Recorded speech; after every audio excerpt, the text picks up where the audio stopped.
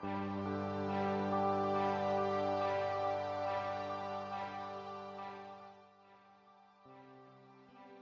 everyone, and welcome to Real Talk. For this week, I have a lot to be talking about here on Real Talk. When I went through this week and was trying to look for the best news going on, I just realized we have a lot of movie trailers that came out during this week and a lot of discussion to be talking about. And whenever I look back on my news, a lot of them are going to be about movie trailers. So, fair warning, if you have not seen these movie trailers, I recommend you go watch them before you come back and watch this video. Without further ado, let's jump right into it here on Real Talk. So, to start off Real Talk here, we're going to be talking about new Kong Skull Island trailer. Not King Kong. He's not King Kong yet, apparently. So, it's Kong Skull Island. And if you have not seen a trailer, like I said, go watch it. It's pretty good. I have some comments about it before I move on to other discussions here on Real Talk. But first things first. Did anyone notice there's a lot more comedy in that trailer than I initially thought? Because the way we thought about it, it was going to be an action adventure, maybe some drama, maybe some little humor to it. And in my opinion, we saw so much humor from this, especially from John C. Reilly's character. I mean, I have so much doubt in my mind that this is going to be a completely serious movie now because of the comedy that they put in the trailer. Maybe they put all the comedy of the entire movie in the trailer and everything else is just solid action, dramatic epicness. But in my honesty, I don't mind it. I don't mind the comedy. I think that it makes it very different. I think it adds a new flavor to it. It separates itself from being too serious or taking itself way too seriously. But at the same time, I think the movie has to do a good job blending in the comedy with the appropriate timing. I did like one joke where he said, "We're like, you're not gonna last on this island at all," and he kind of made it into a joke. Because at that point, do you think you're gonna survive? Probably not. So why not joke about it to the end? So I thought that was a great dynamic into it. But like I said, they gotta make sure they're doing a good job blending in the comedy with the action to make sure that one doesn't outweigh the other. So I trust the movie. I trust it. You got some great stars in it like Tom Hiddleston, Samuel L. Jackson, and like I said, John C. Reilly and John Goodman. You have a lot of great actors in this movie, all with very good range, with fantastic range of acting. They can be funny, they can be dramatic, they can do anything that your heart desires. So I think with that cast and with the look of the trailer, I'm very optimistic. Let's talk about the design of King Kong. I'm going to call him King Kong because he's King Kong. Very similar to the Andy Serkis design, but a little different. I don't know if it's the mannerism that they were doing with them or the way they CGI'd the character. But the way that Andy Serkis did it in the King Kong 2005 movie with Jack Black was, I don't know, he felt very human, very much more of a human compared to this King Kong.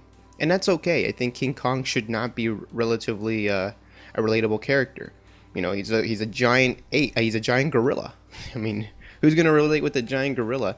I do think they're going to be able to pull the heartstrings a little bit with some of the storytelling because I do think he's going to be the actual hero in the movie, just by the way the trailer made it seem like near the end of it. He's kind of more of a savior more than a destroyer. And have you ever seen the original movie and the 2005 remake? You see that he's it's a big tragedy what happens to King Kong because he gets taken from his natural habitat into the circus show and he tries to escape and he ends up dead. So it's very unfortunate. But as for the design of King Kong, I mean, it's not hard to design a giant gorilla. So I'm not too sure. I mean, we'll see more of how it goes. I want to see some more fights, maybe some more movement from King Kong before I get a good judgment towards it. But I think that it was a solid one. I think he was solid in the trailer, so I'm very optimistic about that one. So let's move on to similarities between this movie and Apocalypse Now, which was also set in the 1970s, or I guess 60s with the Vietnam War. Apocalypse Now, if you've not seen it, it's a movie directed by Francis Ford Coppola. Very great war movie in the Vietnam era. Beautifully filmed. Great storytelling. There's an exact replica shot that this movie took from it, and Star Wars has done it. A lot of movies have done it, so it's no surprise that a movie that's set kind of in a guerrilla warfare type of area does the same thing. And this movie is set in the 70s, so there's going to be some nods to the culture of the 70s and even like maybe the late 60s.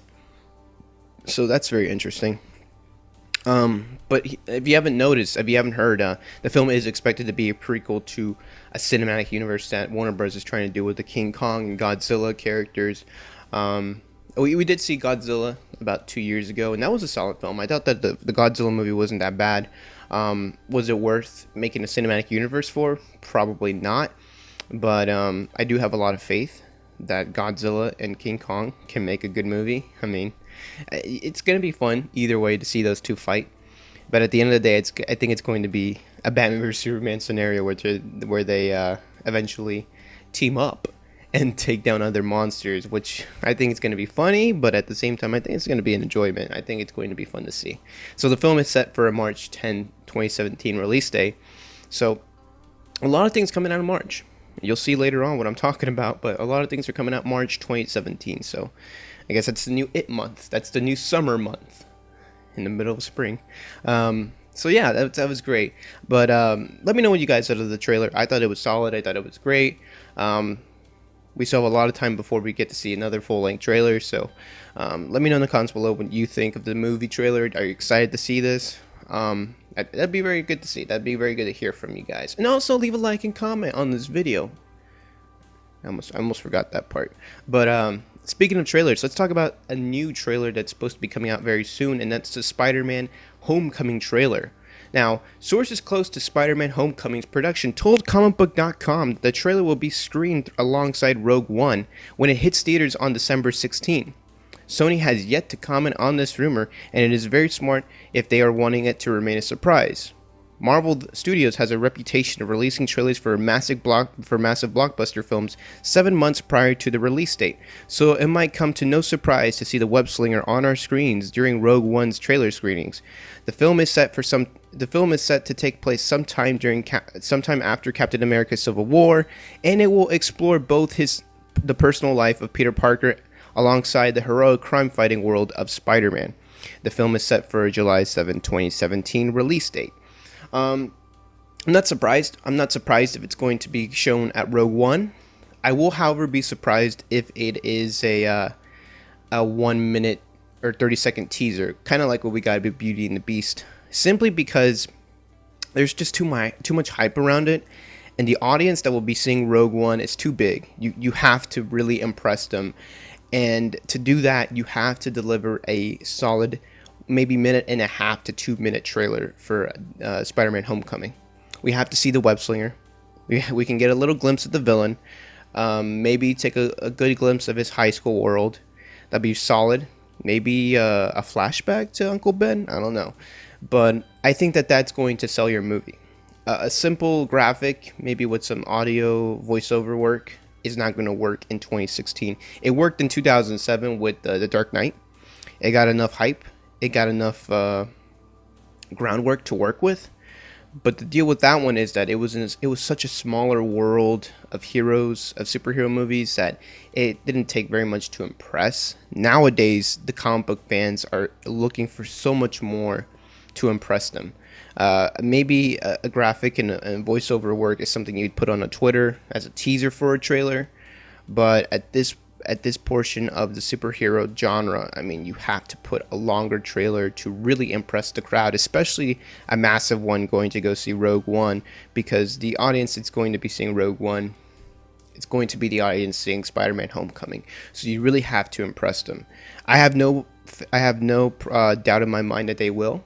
I have a lot of I've been really hyped about the Spider-Man movie ever since they announced it. Tom Holland will be coming as Spider-Man, alongside a lot of other great actors, such as, of course, one of our favorites, Michael Keaton. So, there's a lot of hype into this movie, and to really push that hype, you have to put that trailer out during Rogue One. There's no bigger audience to do it in front of, other than maybe putting it on YouTube, which I'll talk about later. But in the movie theater terms, you have to put it in front of Rogue One. There's too many people watching that movie to avoid seeing this trailer. So that's the perfect place to premiere your first trailer teaser. But let me know in the comments below what you think. Do you think it's going to drop later? Do you think it's going to drop sooner? Maybe it's going to go online before it comes out into theaters. Maybe it's going to do it at the same time. Let me know in the comments below what you guys think. And now, speaking of a new movie trailer that came out during this week, Beauty and the Beast. Now, I don't have to really explain too much of the Beauty and the Beast trailer because we understand the story of Beauty and the Beast. We understand the dynamics between the characters of Belle and Beast, or Prince Adam. I think that's his name, but Prince Adam. But you know the dynamic between the two of them. You've seen the animated film. I want to be talking about the significance of this trailer. Man, oh man, I was excited for this movie, but I didn't know this many people were excited for it as well. So in case you were living under a rock, not insulting you, Beauty and the Beast, first full trailer dropped, and the film is already breaking records. In the first 24 hours of the trailer's premiere, it collected the most YouTube views in that time period in the history of movie trailers online on YouTube. The film certainly has a massive audience, both old and new, that grew up loving the film or loving the recent trend Disney's been on with their live-action films. According to EW, Entertainment Weekly, the trailer scored over 127.6 million views in the first 24 hours. This even beat the Star Wars Force Awakens trailer that premiered just under 2 years ago. The tale as old as time will be heading its way to theaters March 17, 2017. Again, with the 2017 in the March. Wow, 127.6 million views. That's almost 1/4 of the country of the United States of America. That's a massive audience. And that's worldwide.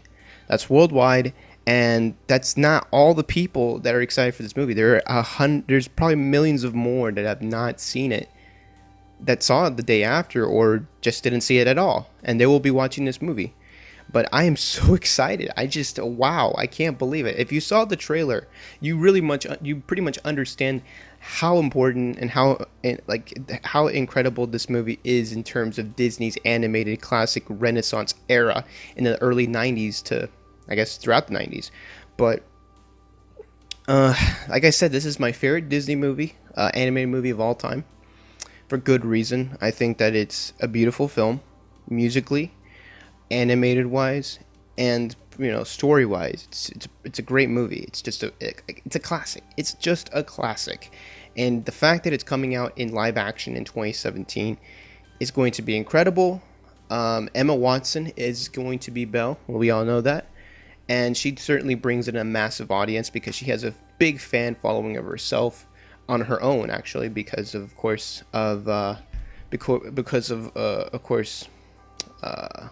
what's the movie called? Harry Potter? I think that's what the movie called. No big deal. It says Harry Potter. But there's just so much excitement for this movie, and you can't help but be excited for it as well. And this is my favorite Disney animated classic, so I'm fanboying out. I know it's really weird to say. I mean, you could be like, you're fanboying out for Beauty and the Beast? What? Or not? What about Star Wars or comic book heroes or Batman or SpiderMan, Superman? I'm hyped for Beauty and the Beast. I'm man enough to say it. I'm hyped up for Beauty and the Beast coming out next March. So let me know in the comments below what you guys think about this. Do you think it deserves that massive audiences that just saw that trailer within 24 hours? Or do you think it's just another movie? Let me know in the comments below. Alright, so we move on to some bad news, I guess, or update on bad news. As we all know, director Tim Miller has left the Deadpool 2 project, and many people have been wondering why. I mean, there's been rumors, but it seems like now we have some clear evidence to why that happened. So, in recent news, the split between director Tim Miller and Deadpool star Ryan Reynolds has new details, according to the star of the sequel. In an interview with GQ magazine, Ryan Reynolds further explained the different visions the two had for the comic book movie. The argument led to some harsh words, and to this day now eventually led to the split. He quoted, "Making the movie was very, very difficult. It was the most passionate group of individuals I have ever worked with in my life. And for whatever reason, that mercurial, crazy burgoo of people is what made this thing work so well. Not because I had a vision and I saw it this way, and it had to be this way. It worked because we all had that feeling. but there were vaguely scary fights in the post-production process that escalated quickly. Luckily, everyone's grown up at the end of the day and enjoys and loves each other. He also stated how the best thing for the two, him and the director Tim Miller, was to stay in their own lane. He quoted, I know when I need to exert control, and I know when I need to let go of it. I'm not going to go and sit with Tim Miller and say the visual effects for Deadpool need to be done this way. The man is a visual effects wizard, but there are character and tone things that I know really well, and I've also been with this thing for the longest out of anybody.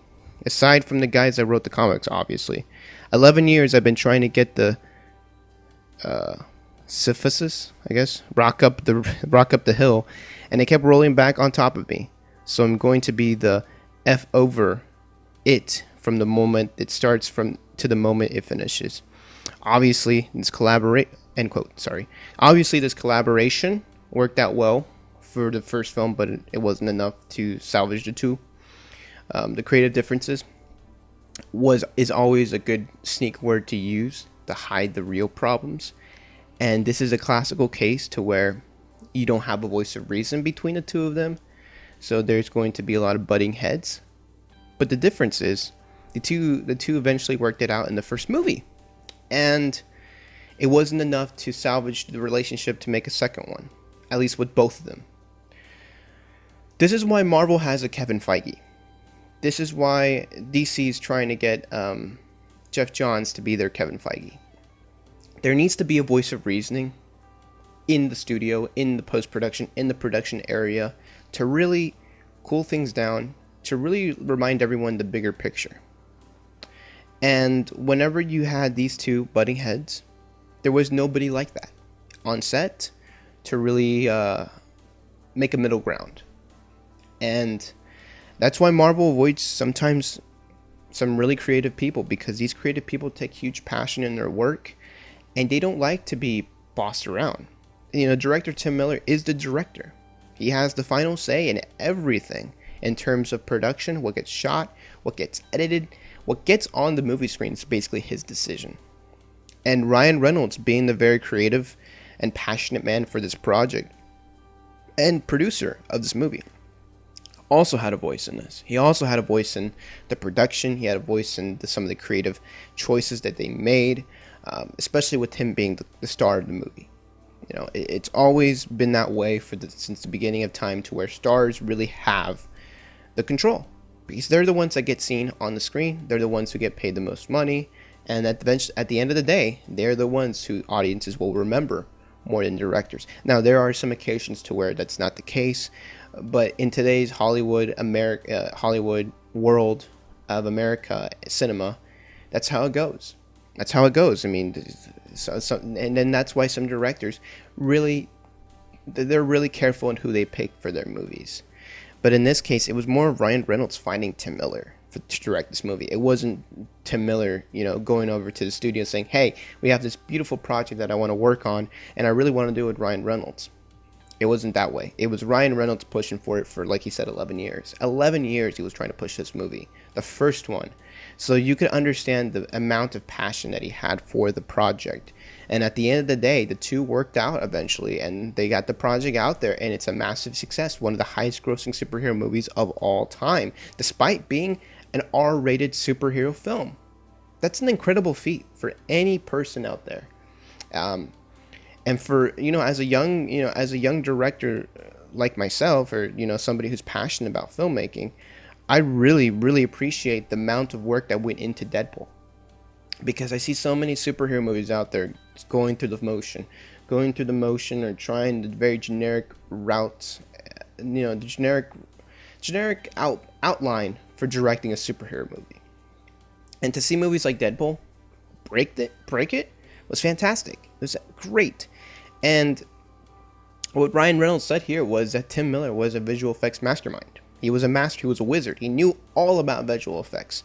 But it seems to me that Ryan Reynolds really wanted to be the co-director, and he was in the writings room. I know for a fact. He was in the editing room, like he said, because he was very passionate about this film. He didn't just leave it in the hands of the writer and the director to finish the project. He wanted to be there to really make sure that the vision he had got out there. Now, in the world of filmmaking, this is how it works. A writer writes a project, then he lets it go. Once it's passed by, the final draft is passed by, it's no longer his story. It isn't. He wrote the story. It's on print. He can no longer tamper with it. From that point on, it is the director's responsibility to get that script on the screen, visually. And a director always has to go by things visually, because unless he's the writer, if he's a writer, he understands that part too. But if he's given a script, it's his responsibility to get as much of that on the screen as possible. And for whatever reason, I guess he wasn't doing that, according to Ryan Reynolds at times. And this mainly happened during post-production. That's what he said. So it's very confusing at the same time. We haven't heard Tim Miller's side of the story. At the end of the day, it seems like Ryan Reynolds has plenty of respect left for Tim Miller. In fact, he might be open to doing another project in the future. But at this point, there's too much hot-headedness in a director's chair. It should be the director who is in charge of the project. And I'm a bit biased. I know, I'm a bit biased. I love directing more than writing and being part of the creative acting abilities. I'm not an actor. I cannot relate too much to Ryan Reynolds as much as I can to Tim Miller. But you have to understand that unless there's a voice of reasoning, like an executive producer on set to make sure that the heads don't butt, because once that happens, the whole project is stalled. The whole project is stalled. The release date is stalled. The editing room is stalled. Everything is stalled. The marketing is stalled for a fight. It's a huge deal. It's a huge deal that some fights happen and they get in the way of production. And it's not good. An executive producer needs to be there telling the two guys to cool off and to resume the project. Because when you're signed on for a project, the ultimate goal is to finish the project. There's been occasions to where writers and directors stepped off of projects. Yes. But a responsibility of a director is to finish that script out on the screen. And when that's stalled, money is stalled, time is money. So, obviously there's a lot left on the table to talk about between the two of them. And I hope that the second movie is as good as the first one, because that was a glorious superhero movie. And if you notice, there's not as much visual there's not going to be a lot that impresses you about the second movie in terms of visual. You're going to know why. It's because Tim Miller was the one who was getting that visual effects going. So let me know in the comments below, what side are you on? Tim Miller or Ryan Reynolds? I'm on Tim Miller's side. But at the end of the day, I think it's better that the both of them come to a central agreement and eventually move on. And that's what it seems like they've done that. But obviously, these comments don't really support that there was just to create differences. So let me know in the comments below what you think. Let's move on to happier news. We have Star Wars Episode 9. Yes, Episode 9. That's supposed to be coming out in 2019, I believe. That's a while away. That is a while away.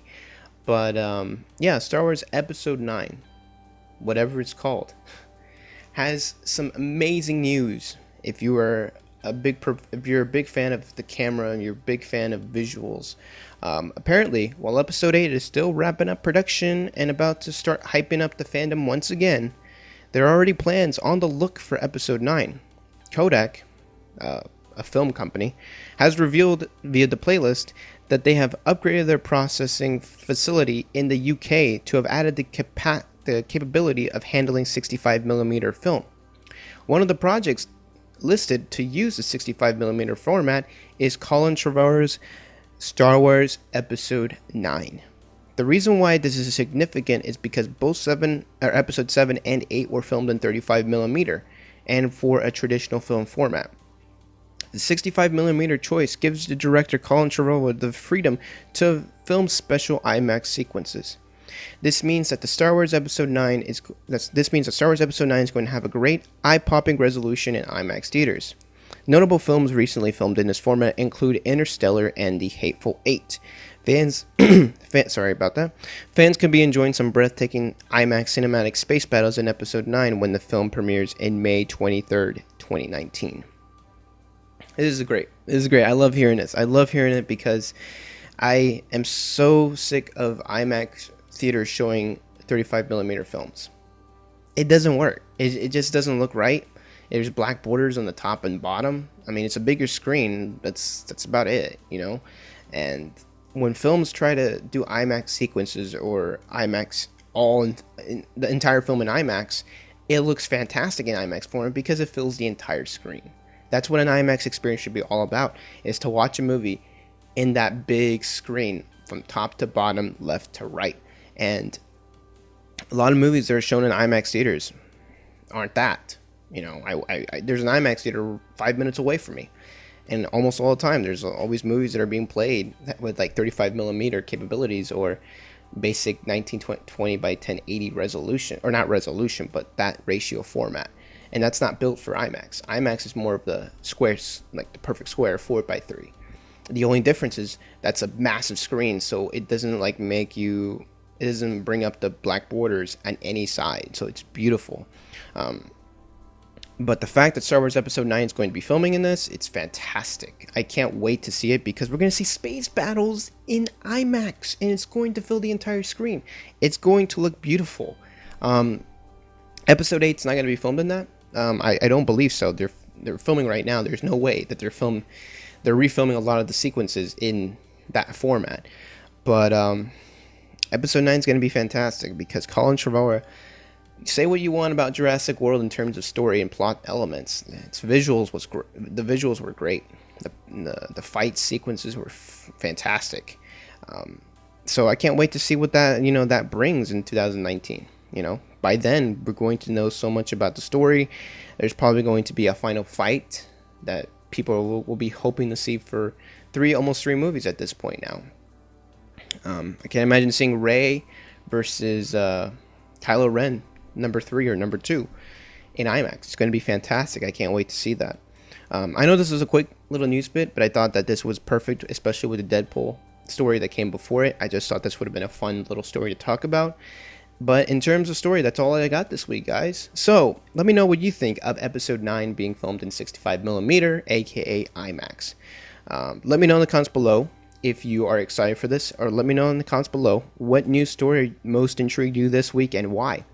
I very much love to hear that from you guys. So leave a like and comment on this video. Subscribe if you want for more awesome videos that are going to be coming. They're going to be coming up very soon. This has been Joel from Real Talk. Thanks for watching.